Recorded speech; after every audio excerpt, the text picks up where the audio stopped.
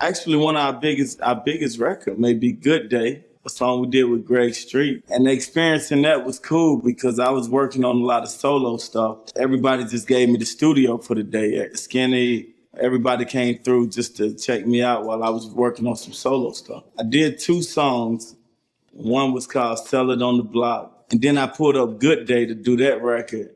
And I was like, I don't know, this is kind of cheesy. I don't know if we should do this. My engineer at the time, Joe Hop, he kind of convinced me, like, man, listen to the stuff on the radio. Like, just do the record, see what happens, go forth with it. So if you know anything about Good Day, it's a very happy song at a time when music was definitely going more street. I was kind of embarrassed to even be working on it in the studio. Skin M came through, Clutch, Be Still. But, I seen them start vibing to it. Skinny wrote a verse to it, Big V wrote a verse. And I finally dropped my verse last. It's just kind of how it worked. And it turns out to be our biggest record ever, called Good Day.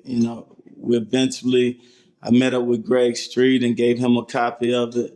And he called me back like 2 weeks later, like, we got one.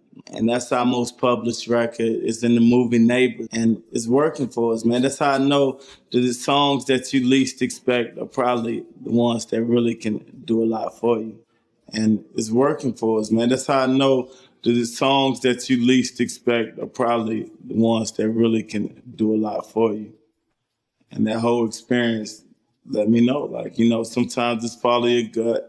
And sometimes don't follow your gut. Like, I didn't follow my gut on this particular song and it's worked out good. Good Day.